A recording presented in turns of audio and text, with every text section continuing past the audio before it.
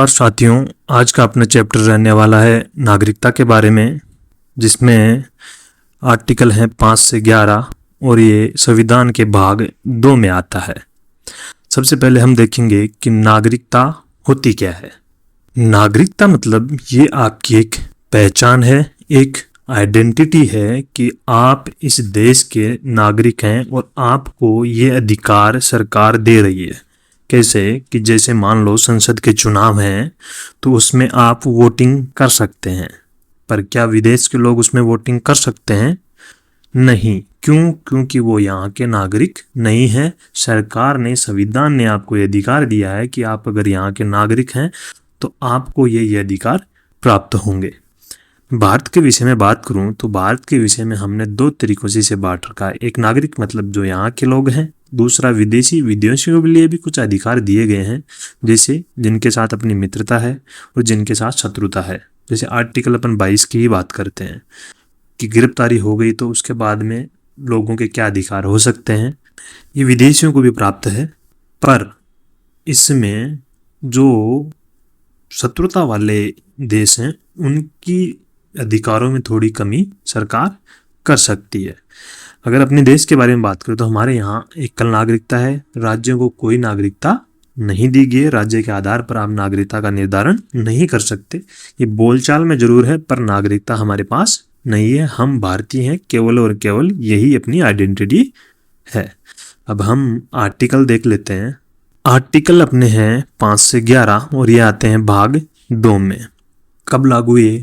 जब संविधान लागू हुआ 26 जनवरी 1950, उनसे संबंधित ये आर्टिकल हैं। हाल ही के जो प्रावधान है वो संविधान में वर्णित नहीं किए गए, इनके लिए अलग से एक अधिनियम बनाया गया है। पर जब संविधान लागू हुआ 26 जनवरी 1950, उस समय के ये प्रावधान है। इसके आगे संसद को शक्ति दी गई कि वो नागरिकता के लिए नियम अधिनियम बना सकती है। तो हम पहले देखते हैं नागरिकता अधिनियम, उसके बाद में संसद ने कोई एक्ट बनाया, उस एक्ट के बारे में हम लोग देखेंगे। आर्टिकल 5 क्या बोलता है? आर्टिकल 5 बताता है कि जब संविधान लागू हुआ उस समय जो भारत में थे लोग, उनकी नागरिकता के बारे में बताता है कि जो भारत में जन्मा है या माता पिता उसमें से किसी एक का भारत में जन्म हुआ है और संविधान प्रारंभ होने के 5 साल पहले से अगर वो भारत में निवास कर रहा है तो भारत का नागरिक होगा। देखो, जब देश आजाद हुआ तो ये समस्या थी किसको यहाँ का नागरिक माने, तो जो जो उनको समझ में आया उन्होंने उस हिसाब से पूरा ले लिया कि भारत के लोग हैं, उनके माता पिता भी भारत में हैं, हो सकता है वो बाहर हो, उनको भी यहाँ नागरिकता दी गई। 5 साल से भारत में रह रहा है, उनको भी नागरिकता दी गई। उसके आगे कुछ लोग ऐसे थे, जब भारत और पाकिस्तान बना तो कुछ लोग ऐसे थे जो पाकिस्तान से भारत की ओर गमन किया, तो ऐसे लोगों के लिए भी आर्टिकल में प्रावधान किया गया। वह आर्टिकल है आर्टिकल 6। उसमें क्या बताया गया कि कोई व्यक्ति अगर पाकिस्तान से अपने यहाँ प्रवास कर रहा है तो वो 6 महीने के लिए यहाँ निवास करे और उसके बाद में पंजीकरण करवा दे तो हम उसे यहाँ की नागरिकता दे देंगे। वो होना कौन चाहिए? वो भारत का नागरिक होना चाहिए। भारत कौन सा? अनडिवाइडेड, या फिर पाकिस्तान में बसा हुआ हो, उसको भी भारत ही बोलते थे उस टाइम। तो भारत से मतलब पाकिस्तान से अगर इंडिया में जो आज का भारत है अगर उसमें कोई आ गया और तो उसको बोल देंगे कि ठीक है, आपको हम नागरिकता दे देंगे, आप 6 महीने यहाँ वेट कीजिए, उसके बाद में हम आपको नागरिकता दे देंगे। कुछ लोग ऐसे थे जो भारत से पाकिस्तान तो चले गए, फिर उनको देखा कि हे भगवान, ये कौन सी जगह आ गई, ये तो बहुत खराब हो गया, तो वो वापस कल्टी मार के वापस भी आ गए। तो उन लोगों के लिए भी नागरिकता का प्रावधान किया गया। कौन से आर्टिकल में? आर्टिकल 7 में। उनके लिए भी क्या बोला गया कि आप भी 6 महीना निवास कीजिए और पंजीकरण करवा दीजिए, 6 महीना निवास कीजिए, उसके बाद में हम आपको नागरिकता दे देंगे। ये तो गया मोटा मोटा। और कौन सा था कि आर्टिकल 8 में क्या बताया कि मान लो कुछ लोग ऐसे भी थे, जैसे स्वतंत्रता सेनानी भी थे अपने, जो भारत के बाहर भी काम कर रहे, तो क्या उनको नागरिकता नहीं मिलेगी? मिलनी चाहिए। तो क्या बोला गया कि उनका अगर जन्म भारत में, अविभाजित भारत में अगर हुआ है और वो आ जाके बोलते हैं कि ठीक है हम लोग भारत के नागरिक बनना चाहते हैं, तो उनको क्या बोला गया कि आप जिस भी देश में हैं वहाँ के देश के दूतावास में अपना पंजीकरण करवा दीजिए और हम आपको नागरिकता दे देंगे। तो 4 मोटे मोटे आर्टिकल हमने देखे। क्या देखे कि आर्टिकल 5 क्या बोलता है कि अगर आप भारत में जन्म हुआ है, आपके माता पिता में से कोई अगर भारतीय है, 5 साल से अब आप यहाँ निवास कर रहे हैं, तो आप भारत के नागरिक बन सकते हैं। आप पाकिस्तान से इधर आए हैं तो 6 महीना रुकिए, आप नागरिक बन सकते हैं। आप आर्टिकल 7 ये बोलता है कि आप पाकिस्तान गए और वापस भी आ गए तो भी 6 महीना वेट कीजिए और पंजीकरण करवाइए, आप भारत के नागरिक हैं और आप भारत में जन्मे हैं, अविभाजित भारत में, और बाहर चले गए तो आप पंजीकरण करवा के भी वापस से भारत के नागरिक बन सकते हैं। ये 4 आर्टिकल हैं। आर्टिकल 9 क्या बोलता है? आर्टिकल 9 कहता है कि मान लो आपने किसी विदेशी देश की नागरिकता अगर स्वेच्छा से ग्रहण कर ली तो आप भारत की नागरिकता आपकी समाप्त हो जाएगी। आर्टिकल 9 ये कहता है कि नो नो नो नो, दूसरे की नहीं ले सकते आप, अगर लिया तो इधर के नहीं, क्या कि अगर आप हमारे नहीं तो हम भी तुम्हारे नहीं। ये वाला प्रावधान आर्टिकल 9 में बोल दिया कि ना ना ऐसे नहीं चलेगा। आर्टिकल 10 क्या बोलता है कि संसद है ना, वो संसद आपकी नागरिकता को किसी विशेष प्रावधान से अगर खत्म नहीं करे तब तक आपकी नागरिकता निरंतर रूप से चलती रहेगी। आर्टिकल 10 ये बोलता है कि चलो चलो चलते रहो। कैसे कि मान लो कल को संसद एक कानून बना सकती है क्या कि मान लो जैसे बीजेपी की गवर्नमेंट है और बीजेपी की गवर्नमेंट ये बुला दे कि आप अगर कांग्रेस को वोट दे रहे तो आप यहाँ के नागरिक नहीं होंगे, ऐसा प्रावधान बना सकती है क्या? बना सकती है संसद तो, पर ये मूल संरचना के हिसाब से नहीं है, बेसिक स्ट्रक्चर के हिसाब से नहीं है, ये लागू नहीं हो सकता। पर ऐसे कानून नागरिकता का संसद बना के ही हटा सकती है। ठीक है, तो अगर ऐसा कानून नहीं बना तब तक आपकी नागरिकता चलती रहेगी। आर्टिकल 11 क्या बोलता है कि नागरिकता संबंधी जो भी मामले हैं वो संसद देखेगी, संसद को शक्ति प्राप्त। इसी को आधार बना के देखो, ये जो भी प्रावधान थे ये जब देश आज़ाद हुआ और संविधान लागू हुआ उस समय के प्रावधान थे कि आप पाकिस्तान से इधर आए उधर गए, ये प्रावधान उस समय के थे। पर उसके बाद में संसद को शक्ति क्या दे दी कि संसद इन मामलों के लिए नियमन कर सकती है, कानून अधिनियम बना सकती है। तो इसके लिए संसद ने पहली बार अधिनियम बनाया, नागरिकता अधिनियम 1955। देखते हैं, तो सबसे पहले बात यही बनती है कि नागरिकता अधिनियम पहली बार कब बना? 1955 में।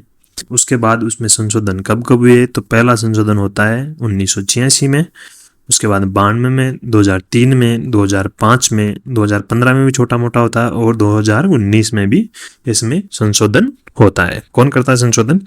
संसद। तो नागरिकता संशोधन अधिनियम में क्या बोला गया कि संसद को अधिकार दिया गया था कि वो बाद में इससे संबंधित प्रावधान बना सकती है।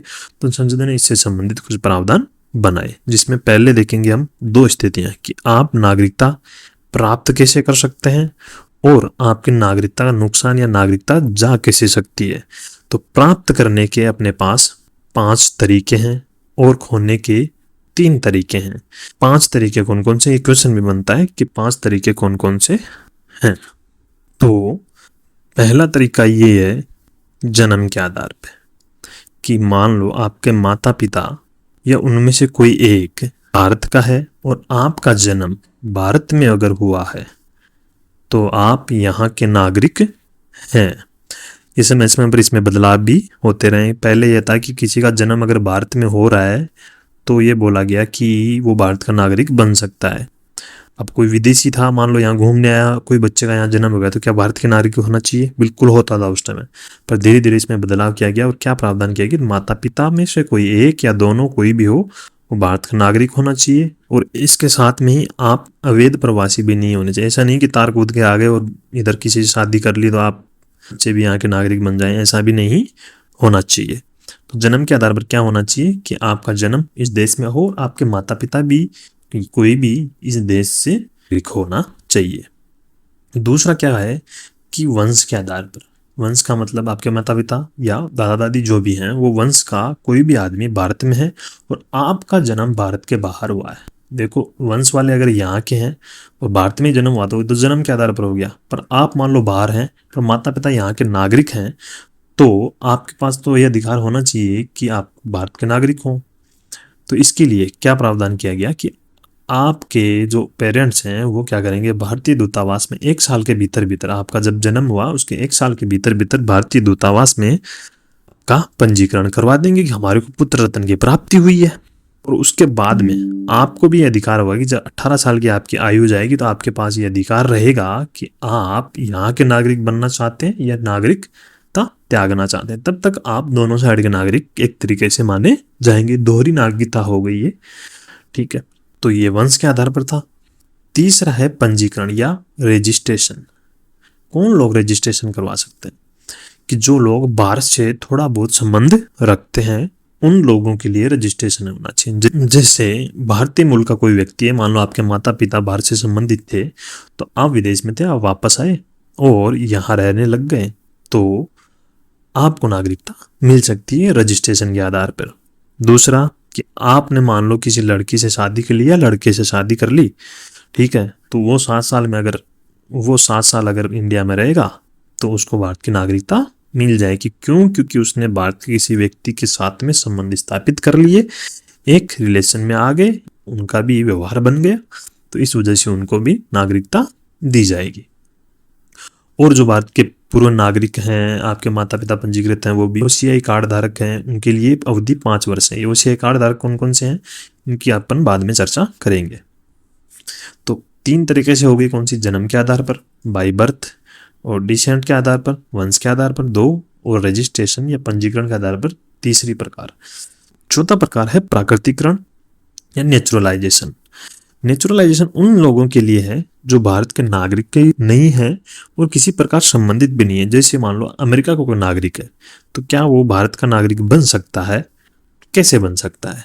इसके लिए क्या प्रावधान किए गए कि उसे एक तो विदेशी नागरिकता त्यागनी पड़ेगी, पहली चीज। दूसरी चीज, वो 12 महीने यहाँ निवास करेगा, ठीक है, उसके बाद में उसको क्या करना पड़ेगा? रजिस्ट्रेशन करवाना पड़ेगा, ठीक है। फिर रजिस्ट्रेशन के बाद में अगले 14 सालों में से 11 साल भारत में ही पड़े रहना पड़ेगा उसको, तब जाके वो क्या माना जाएगा? भारत का नागरिक। अब बोलेंगे कि तुम नेचुरली हमारे यहाँ के बदल चुके हो। इसके साथ साथ में और क्या है कि चरित्र का अच्छा होना चाहिए, और 8वीं सूची में जो भाषाएं लिखी गई हैं उन भाषाओं का ज्ञान होना चाहिए। जो 22 भाषाएं, उनमें से कोई ना कोई एक भाषा उसको आनी चाहिए।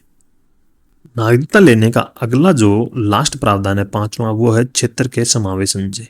कि कल को इंडिया ने किसी क्षेत्र को अपने अंदर खींच लिया, दबोच लिया, तो क्या उसके नागरिक कौन होंगे? वो भारत के नागरिक होंगे? बिल्कुल। क्षेत्र ही अपना कर लिया तो वहां के नागरिकों को भी अपनाना पड़ेगा। जैसे 1962 में पौंडीचेरी खींच ली इधर फ्रांस के लोगों से, तो वहां के क्षेत्र के लोग यहाँ के नागरिक बन गए। तो ये 5 प्रकार थे अपने नागरिकता प्राप्त करने के। कौन कौन से थे? पहला, जन्म के आधार पर। दूसरा, वंश के आधार पर। तीसरा, पंजीकरण के आधार पर या रजिस्ट्रेशन। चौथा, प्राकृतिकरण के आधार पर। और 5वां, क्षेत्र समावेशन। तो ये 5 प्रकार थे। 5 प्रकार के आधार पर हमने नागरिकता यहाँ ली जा सकती है। अब आगे हम देखेंगे नागरिकता जा कैसे सकती है। ले तो ली, पर उड़ेगी कैसे? अब जा नागरिकता सकती है 3 तरीके से। कि मान लो आपने खुद से ही घोषणा कर दी कि भाई साहब हमें तो यहाँ का नागरिक नहीं रहना, तो आपकी नागरिकता गई, ठीक है। पहली, कौन से? त्याग कर दिया आपने नागरिकता। दूसरा, समाप्ति। समाप्ति मतलब वही 9 वाला, जहाँ आर्टिकल 9 था, इधर सेक्शन 9 कि नो हम नहीं है, हम विदेशी नागरिक अब भाई बन गए हैं। क्योंकि दूसरे देश की अगर नागरिकता आपने ले ली तो यहाँ के नागरिक आप नहीं रहेंगे। अगला है वंचन के द्वारा, कि सरकार ने आपको वंचित कर दिया नागरिकता से। कब? कि मान लो आपने कोई धोखाधड़ी की, किसी शत्रु देश के साथ संपर्क साझा किया, संविधान के प्रति आपका विश्वास ही नहीं है, या फिर आप 7 साल से विदेश में रह रहे हैं, या जो आपने नेचुरलाइजेशन या रजिस्ट्रेशन जो नागरिकता ली उसके बाद में 2 साल आप किसी कारावास में पड़े रहे किसी दूसरे देश में, तो भी आपकी नागरिकता जा सकती है। मतलब मोटा मोटा ये है कि देश के प्रति समर्पित नजर नहीं आ रहे हैं आप, तो देश आपसे नागरिकता छीन सकता है। तो 3 प्रकार से नागरिकता अपनी चलेगी। कैसे? कि आपने खुद से बोल दिया कि मेरे को नागरिक नहीं रहना, तो नागरिकता जाएगी। किसी दूसरे देश की नागरिकता ले ली कि अब तो तुम्हारे नहीं रहे सनम, तो हम भी तुम्हारे सनम नहीं रहेंगे। और अगला था, आपने कुछ धोखाधड़ी या समर्पित नहीं है, तो भी आपकी नागरिकता जा सकती है। ये था अपना मोटा मोटा नागरिकता के बारे में अनुच्छेद और नागरिकता संशोधन अधिनियम। उसके 5 तरीके से नागरिकता लेना और 3 तरीके से नागरिकता का वापस जाना, ये हमने देख लिया। नागरिकता से संबंधित कुछ छोटे छोटे प्रावधान और जो चेंजेस हुए थे समय समय पे, जो महत्वपूर्ण है, वो हमने एक जगह यहाँ भी डाला है कि एक हुआ था असम समझौता। पता है आपको, बांग्लादेश बना था 1971 में। तो बहुत सारे युद्ध के टाइम पे बांग्लादेश से चलते हुए भारत में आ गए और मोस्टली वो लोग असम के क्षेत्र की ओर घुसना शुरू किया था। तो गवर्नमेंट उसके बाद में वो प्रावधान लाती है कि यहाँ के लोगों को तत्काल देखा जाए कि इनको नागरिक माना जाए कि नहीं माना जाए। इससे संबंधित उन्होंने प्रावधान रखा और एक समझौता होता है असम समझौता। कब? 1985 में। उन्होंने क्या बोला कि हम लोग डेट रखेंगे 1971। इसमें क्या बोला गया कि आप 1966 से पहले अगर यहाँ आए हैं तो हम लोग ये बोल देंगे आप यहाँ के नागरिक हैं, भारत के नागरिक हैं। पर उसके बाद में अगर आप आए हैं 1971 तक, 1971 में बांग्लादेश बन गया, वो वहाँ के नागरिक हो गए। उसके बाद में नहीं, उसके पहले जो भी पिछले 1966 से 1971 के बीच में जो कोई लोग आए उनको बोलेंगे कि आपको रजिस्ट्रेशन करवा दिए, 10 साल आप यहाँ निवास करिए। इस 10 साल में आपको मतदान अधिकार हम लोग नहीं देंगे, पर 10 साल के बाद में हम आपको मतदान अधिकार दे देंगे और नागरिकता भी दे देंगे। ये वो समझौता हुआ कि 10 साल आप यहाँ निवास करिए, वोट वाट तो आपको डालने नहीं देंगे, पर उसके बाद में आप यहाँ के नागरिक बन जाएंगे। नागरिक बन जाएंगे तो आपको सारे अधिकार मिल जाएंगे। ये था असम समझौता। इससे संबंधित आपको एक प्रावधान और दिखेगा कि एनआरसी लाया गया। क्या? राष्ट्रीय नागरिक register, national register for citizens. ये असम से संबंधित है। देखो एनआरसी है क्या? नागरिकता मतलब ये बोल रही है कि आप यहाँ के नागरिक हैं। एनआरसी क्या बोल रही है कि आप यहाँ के नागरिक हैं कि नहीं, वो अब हम चेक कर रहे हैं। ठीक है, तो वो आके चेक करते हैं कि आपके पास डॉक्यूमेंट है कि नहीं है कि नहीं। अगर नहीं है तो आप यहाँ के नागरिक नहीं हैं। तो एनआरसी आया असम से संबंधित। 2019 में एक और प्रावधान आया था जब 3 देश, अफगानिस्तान, बांग्लादेश और पाकिस्तान, 3 जो अपने पड़ोसी देश हैं, यहाँ से 6 जो धर्म है, कौन कौन से? हिंदू, सिख, बौद्ध, जैन, पारसी और ईसाई। ये 6 दो धर्म है, मुसलमान नहीं है इसमें। तो इन 6 धर्मों को नागरिकता देने का प्रावधान किया गया। इस प्रकार नागरिकता दी गई कि आप लोग नेचुरलाइजेशन के माध्यम से यहाँ के नागरिक बन सकते हैं। ये बाहरी लोग हैं तो ये प्रताड़ित हैं, तो गवर्नमेंट ने बोला कि अगर प्रताड़ित लोग थे इन देशों के यहाँ आना चाहते हैं तो हम इन्हें नागरिकता दे देंगे। इसमें एक छोटी सी छूट दी गई क्योंकि हमने क्या देखा था कि नेचुरलाइजेशन से एक आदमी कैसे बनता है नागरिक, कि मान लो वो 1 साल तो यहाँ रहेगा, फिर उसके बाद में वो क्या करेगा? रजिस्ट्रेशन, और फिर 11 साल यहाँ रहेगा। अगले 14 साल में से 11 साल उसको निवास करना पड़ेगा। लेकिन इन लोगों को छूट दी कि आप 11 नहीं, अगर 5 साल भी रह गए तो आप यहाँ के नागरिक हो गए। ठीक है, मतलब केवल और केवल ये छूट दी गई थी। इसमें ज़्यादा कुछ परिवर्तन था नहीं कि 11 के बजाय उनके लिए 5 वर्ष का प्रावधान किया गया। अब 11 लंबा पीरियड हो गया, आपको 5 साल देते हैं। कट ऑफ डेट क्या रखेगी? 31 दिसंबर 2014 से जो पहले के लोग हैं उनके लिए प्रावधान था। ठीक है, अपना एक चैप्टर का एक पॉइंट बच गया था ओसीआई के बारे में, वो भी देख लेते हैं। देखो 2000 में एक समिति बनी थी, सिंघवी समिति, जिसने सिफारिश दी कि कुछ लोगों को दोहरी नागरिकता दी जानी चाहिए। एक्चुअल में पूरी दोहरी नहीं है, पर मानने में ये दोहरी लग रही है। उन्होंने क्या बताया कि भारत के कुछ लोग हैं और वो बाहर जाके विदेशी नागरिक बन गए हैं। जैसे कोई बिजनेसमैन वहाँ चला गया और भारत का नागरिक था, अभी जाके अमेरिका में अपना व्यापार कर रहा है और उसके बच्चे हुए वो अमेरिका के ही नागरिक हैं। तो ऐसे लोगों को भारत की ओर वापस आकर्षित करने के लिए ऐसी समिति बनी और इसने क्या सुझाया कि उन लोगों को एक कार्ड दीजिए।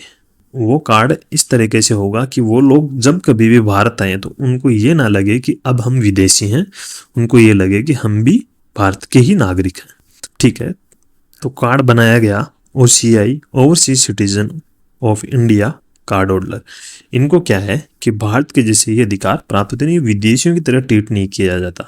किसी मान लो इनको वोट देने का अधिकार होगा, नहीं, बाहर हैं तो नहीं, तो ये तो नहीं होगा। पर मान लो ये कहीं एंट्री कर रहे हैं कि मान लो ये लोग हवा में ही घूमने हैं और उनको टिकट लगे, ठीक है, तो उनको क्या विदेशी की तरह ट्रीट किया जाएगा? नहीं। ये ओसीआई अगर कार्ड दिखाते हैं तो इनको ऐसा माना जाए यहाँ के नागरिक ही हैं, क्योंकि अपन देखते हैं ऐसी जगहों पे विदेशियों के लिए बहुत ज़्यादा टिकट रहता है।